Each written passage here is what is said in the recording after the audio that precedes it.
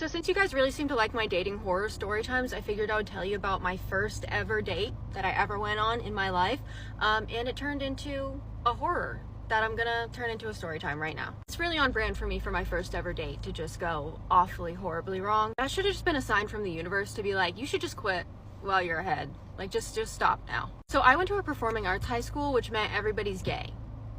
Everybody's gay, even if they're not like gay for each other. We're all gay for each other, some kind of straight, but also not, you know the vibes. I really think my time at this school developed and formed my like dating feminine men villain origin story. Like, there's just something about a man that everybody mistakes for a woman at first glance that like, the sauce. There was this guy that was a grade above me and he was in theater, and now I never actually saw anything that he was in or saw him act, or I literally I don't know if my memory is wiped, but like I don't know how we knew each other. I don't know if we had a class together or if I just saw him out in the hallways. Could not tell you. Will say though, I caught him right before a performance. He was like all dressed up for Rocky Horror Picture Show. Don't know the characters' names, but he was in a pink wig with pigtails and a corset and like I think like booty shorts. And I was just like, wow, my man, that's my man right there. Anyway, we would like strictly talk over Tumblr, and that is just so like 2015, 2016 coded. He sends me a message one night and he's like, hey, this Friday we should go see a movie. He wanted to see 10 Cloverfield Lane. I'm down and I'm like, okay, yeah, neither of us had cars. So I was like, I'll just have my mom come pick you up and I'll be in the car and we can have her drop us off and like pick us up later. He used to bike everywhere he went. He biked himself to work and biked himself to school. And when I suggested that my mom bring us in her car, he was like, well, don't you have a bike? And I was like, I do, but the mall is like 4 or 5 miles away from where we live. He was like, that's nothing, like that's nothing at all, you'll be totally fine. And I'm like, I'm telling my mom this and she's laughing at me because I hated any sort of physical exercise. We set up a time to go watch a movie at like probably 7 o'clock at night. I'm like, cool, we'll be out of the movie by like 9 and then bike home. I wasn't really thinking beforehand of how the bike home was gonna go, but so he bikes to my house to come like pick me up. It's probably about 6 p.m. and then we head off. When I tell you that every nook and cranny and even surface of skin on my body was dripping sweat, I literally felt like my ass crack sliding around on that seat because swamp ass, like there's no other way to put it. There was swamp ass happening. Like my feet are dripping sweat. Everything is my hair was like matted back because I was dripping sweat. Do you really want to be showing up to your first date with your pit stains down to your fucking belly button and like under boob sweat? You don't even have boobs and somehow there's under boob sweat. You're just, oh god, it was disgusting. It was disgusting. To say that I was displeased. I was like, my mom could have just driven us here and it would have taken like 10 minutes. I'm over here just hoping he smells enough to cover up the way that I smell.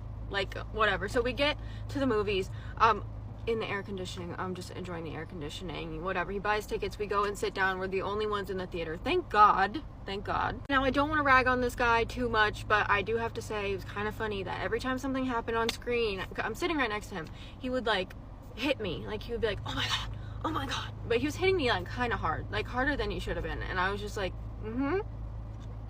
yep. Now here's where the story starts going very awry. Okay, so the movie lets out and I'm like, oh shit, we biked here and we're gonna have to bike home. That is awesome. At least it's dark now, so now he won't be able to see my ass crack sweating. But listen, okay, so we're about to we're going the way to get out of the mall, but there's a plaza that's like right next to the mall, and again, it's dark outside. He starts biking. He's like, just trust me. And he starts biking behind this plaza. So I have never been back there before. I've lived here my whole life. Apparently there's a retention pond that's back there. I couldn't even see it because it was dark. And he like pulls his bike up, literally pulls his bike up to this fence where there's a little chain or whatever that says no trespassing. He sets his bike against the chain that says no trespassing and steps over the chain. I'm like, what are we doing right now? Listen, when I was in high school, I was the most goodiest of goody two-shoes. Like, truly, I was so straight edge. I never did a thing wrong. When I saw that no trespassing sign, I was like, I'm with a criminal. Is he gonna murder me while we're back here? Like, what the fuck is happening right now? Took him probably a solid 10 minutes to convince me to step 1 foot over that chain. He kept being like, I've come back here all the time. I've never once been like caught. I've never had a problem, blah, blah, blah. He's like, so hard to convince me. I'm like, I guess. So I just lay my bike down and we go and walk down towards the water. And I tell you, we are sat down not all of 5 minutes before I hear sirens and there's flashlights. Fucking, there's 2 cop cars and they're shouting over their intercoms for us to get up. I looked at him and I was like, I'm going to jail. I'm going to jail. You put me in jail. One of the cops has our flashlights directly pointed at us. And now these cops are adults. Like, they gotta know that we're just little teeny boppers just sitting there, like, talking, maybe making out or something at the most. But the guy walks up and he's like, do you have drugs on you? Do you have drugs on you? Do you have drugs on you? And both of us are like, no, we don't have any drugs on us. They direct us to go, like, back over the fence. And we're, like, standing there with another cop that's, like, kind of questioning us a little bit. And all of these cops are surrounding every inch of this retention pond looking for, like, bags of drugs. At one point, the cop that was with us was like, can I search your bags? And the guy that I was on a date with was like, yes, absolutely, here. And he hands the cop my bag. Bro, you didn't even know what I had in that bag. You could be implicated for a crime. And of course, this cop is digging in this bag and there's, like, tampons flying out of it. Oh my God. He kept us there for, like, probably a solid 30 minutes. I was like, why is this taking so long? We do not have any drugs on us, but whatever.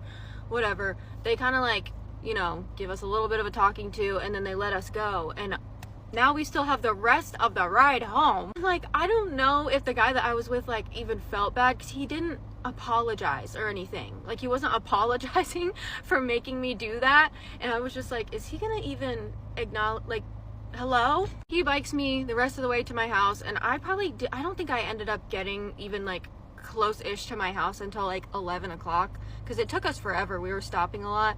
And that was the very night that my parents gave me a curfew. I'm actually really surprised they didn't do that beforehand. I think they thought I would be home much sooner. But yeah, that's when I got my 11 p.m. curfew. I totally thought that my parents were going to be so mad at me if they found out what actually happened. Like, they probably wouldn't have been. Although I don't know because they were very weird about different stuff like that. But yeah, it took me like years to tell them that is why I was home so late. And to that guy, if you're out there, thanks for scaring the shit out of me. That was really nice of you. Also, just so you know, I did not break up with you over text message. I know that you told all of your friends that I broke up with you over Tumblr. Tell the truth, okay? I broke up with you in person, and then you curled up into a ball on a bench and refused to speak to me. And then I had to make sure you knew we were broken up because you wouldn't give me any signs of life to know that you knew we were broken up, and I had to send you a message on Tumblr. So you apologize for having your ex come to me and yell at me for breaking up with you over Tumblr, okay? Because I never happened. Stop rewriting history. Bro, your piercings, absolutely loving the fangs right there. That's cute. That's really cute. Bro, what? The movie was set to be over at 9. How long? And this was a 30-minute police thing. That'll be 9:30. And saying that y'all left at 6 to get to a movie at 7. That means it only takes you an hour. So that'll be 10:30. Oh, okay. I was just like, how? Oh, okay, that makes sense. Friend, you good for that because ain't no freaking way. Well, I can't even say it because we used to walk everywhere in the hood. Me and my cousin, we would just walk everywhere. We would walk from one city to the other city. Like, we would just be walking. And of course, no one was going to mess with us because even back then, no one messed with anybody. And also, people knew who, you know, my family was. So they were just like, nah. Especially, they knew my uncle, my mom's brother. They knew that I was his niece, so nobody would mess with me ever. That's the one thing I loved about my uncle when I was younger, that everyone knew who he was and knew he was crazy about his family, so don't mess with him. So I never got messed with, which is really great. So yeah, I can see myself walking somewhere because I can see myself walking to the movies from her house in downtown to the movies, which is on the outskirts of town. Yeah, I can see that happening. I was very grateful when my mom gave me a car at 16. I was very happy. I was the driver then. We didn't walk anywhere after that. Like, nah, forget that. So yeah, Fred, I hate that happened because that was my first thought. Like, biking, you gonna be sweating. I used to have a guy friend that used to bike and walk everywhere. He was always so sweaty, and I would just be like, dang, you so sweaty. But he didn't stink. Like, he had a little twang. But, you know, it wasn't like, oh, dang, you stink. So, yeah, friend, I wouldn't have went in that trespassing place because it's just like, Why? Why are we going down there? Just to sit? No, I'm ready to get to the house because it's nighttime now. I'm sweaty. Just went into the AC, so I might just be a tad bit sick now. Like, no, friend, I would not have. I'd be like, no, please take me home. Please, ride me home. I would have honestly rode on his bike. Like, I'm not biking. We had those bikes back in the day where it had those little things that you stand on in the back. I would be like, oh, you could bike me, and I'll just ride back here. I would have been lazy about it because what are we doing? You taking me on a date? Remember, pick me up to take me on a date. I shouldn't have to drive myself. So I've hooked up with a lot of guys in my time and I've had many weed requests, but this one tops them all. So I'm round at this guy's house, we're chilling, we're getting on, he drops the bombshell, oh, no one can know about this, I've got a girlfriend. I'm like, here we go again. But I'm currently in his bed, half naked, I'm like, I'm not backing out now, sorry love. So we get down to it and then he hands me this hoodie and says, I'd like you to wear this, please. I'm like, well, I'm not that cold, but okay. And as I'm putting this hoodie on, I notice it smells very strongly of women's perfume. I'm like, have you just handed me your girlfriend's hoodie? I don't ask questions. As we start getting into it more, I start noticing that he is quite a submissive guy. And as he gets into position, I'm now behind him. He turns back at me and goes, I want you to pretend to be her. I'm like, what the? But look, I'm raring and ready to go. So I'm like, let's do it.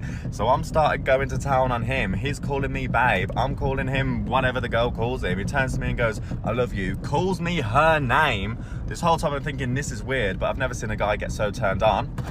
So anyway, session ends. We go back to normal. Don't talk about it. I leave. And 2 days later, he's gone and posted a photo with this girl. And guess what? She's bloody wearing the exact same hoodie. Bro, that's foul. That's so foul. Like, he was ready. He was ready. It wasn't anything that was, going to sway him from being ready to mount, honey. And this was weird. Like, if someone told me to pretend to be their girlfriend or boyfriend, that would weird me out. I would immediately get the ick. I would be turned off immediately. But I'm a female. I'm not a male. So the males be doing other stuff. Like, they want to bust that bus, so I'm just confused, honey. Like, that was weird, super weird. I just feel like communication could change a lot of things, because if he would have communicated to her what the fantasy that he was experiencing, he wanted to get mounted by her, strapped up by her, I feel like she would have been like, yeah, anything once or anything anytime, because if she really loves this guy, she would do anything to make him happy. Like, a lot of us women are like that. We are people pleasers. So a lot of us are like that, especially when it comes to our loved ones. So I'm pretty sure she would have been like, okay, I'm down, whatever. If this gets you off, this gets you off. I don't know. It's a little weird, but whatever. I don't know. That would have been a power thing for me. I would have liked that. I would have been like, oh, you want me to strap you want me to get you from the back? Okay. I would have loved that, honestly. But it was different. But yeah, I'm pretty sure he didn't have to cheat. Or maybe he just wanted the real thing. But I've been told that my strap is better than the real thing, but better than the real thing. How that motion go? How that stroke game go, honey? It's really good. I should probably drive boats. I should have my own ship. Captain. Ahoy. One thing about my phone, you will get blocked on it. I don't play that. Long story short, I meet this guy on Friday. He was handsome, but he was kind of saying things that I really wasn't too much feeling. It was giving very much so, like, I like to call men sassy, but it was giving like very sassy. And I'm like super playful. So like, okay, we just like shooting jokes back and forth. But some things he would say, I'm like, I don't really know like how much I'm feeling that, right? Mind you, I met the man on Friday. He had been like FaceTiming me a lot.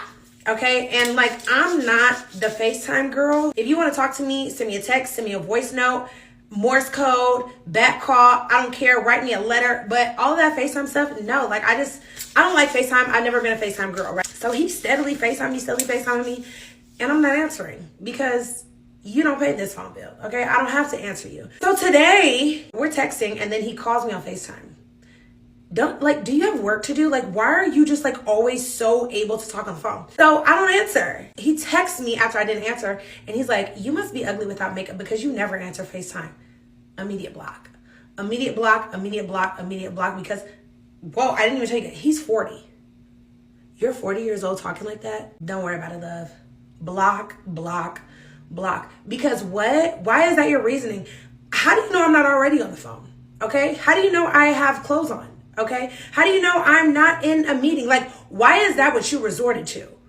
As a grown man, no. I texted him, I said, a grown man talking like that is a super huge turnoff, immediate ick. I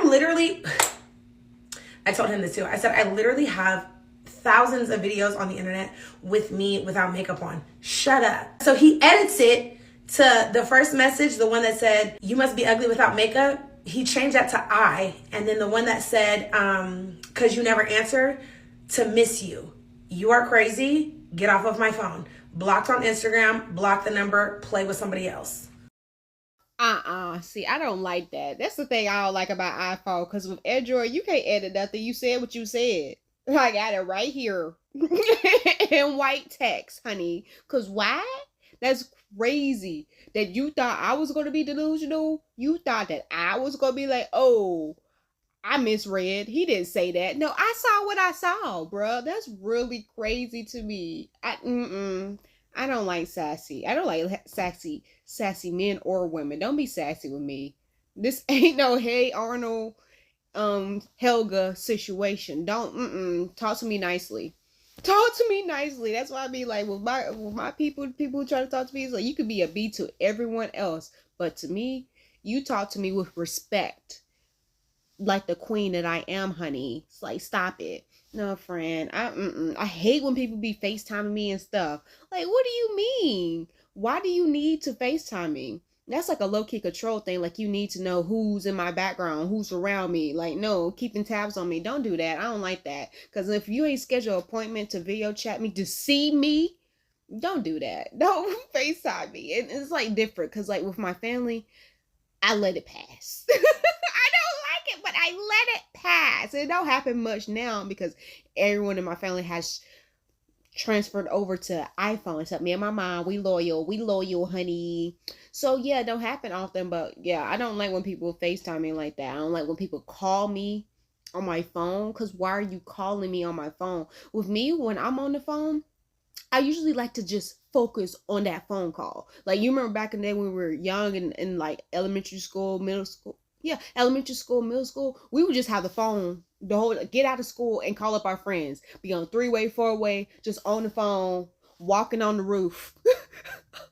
walking on the roof, laying on the ground, doing backflips while we on the phone, doing all types of stuff, but on the phone, focus on the phone. We don't know what we're doing with our bodies, but we know we're talking on the phone. That's how I am with the phone. Nowadays, people aren't like that. They're talking to everybody in their background. They're doing all other stuff. Like, no, when I'm on the phone, I'm on the phone. I'm usually focusing. So, like, no, friend, I don't want to do that. I don't want to have to stop what I'm doing to focus on you. Because the moment it gets silent on the phone, I'm hanging up the phone. And a lot of people don't know how to get off the phone. Get off the phone. No, friend, that was wild. Talking about, oh, you must be ugly without makeup. Bitch, what? Where, honey? My G's are great. Gorgeous, honey. We're gorgeous over here. Gorgeous people over here. You're wilding out. It's crazy how you just set your mouth to disrespect my heritage like that. My G's, honey, you wow. Get out of here. No, friend, that's crazy. He too old to be talking like that. Way too old for that. To be talking to you without respect, like, nah. Unless, I feel like the only time I'll take a sassy person is if we're like friends. We're going to be friends. Like, there's this guy at my work, a Virgo guy, who was really sassy, and every time he say something sassy, I just be like, oh, sassy, or I just laugh because it's so freaking hilarious, because he be so serious, because he's a Virgo. He's so serious, but it's so funny because I know he's a Virgo, and it's just like, bro, I've never met a Virgo guy, and now that I met one, wow, you are hilarious. And I be like, it's really like a self-check when I be around him, because it's like, oh, I don't want to be like that. Because he be like Eeyore, and I be like, oh, I don't want to be like Eeyore. I need to really just think about myself and stuff in life so I don't be this type of Virgo. I've seen this Virgo. I don't want to be this Virgo, because everyone there dislikes him. And it's just crazy, because it's just like, he's a Virgo. You know, us Virgos, we're usually liked by everybody. And I was just like, dang, because there's another Virgo guy there that is liked by everybody. We are like best friends. We have handshakes. But this Virgo, it's just like, what is wrong, boo? Oh, woo, woo, woo. Oh, woo, woo, woo. Every time I go, he just be like, oh, woe is me. Every time I see him, and I be like, bro, what is happening? So yeah, I get the sassy because he be making sassy comments all the time. Like the way he pronounces his name, hilarious to me because I used to be that sassy about my government name. I'd be like, bruh, it's literally there's instructions in the freaking name for you how to pronounce my name. Like I have hyphens and all this other stuff. And he said the same thing the other day, and I was just like, bruh, you sassy, you a sassy boy. Because you know, if a girl say that, it's like, oh, a girl. Okay, yeah, sauce. But when a guy says stuff like that, it's like, bro. So yeah, I couldn't imagine dating someone who was sassy and he's a different gender, like they're a different gender than me and they super sassy. Unless, you know, if it's a gay guy. Okay, cool. You can be sassy, but I'm okay with that. As long as you got a big butt, you can be sassy. But nah, like being straight and dating a straight man, nah, friend. But like this video, follow all the creators, and subscribe with your sassy self.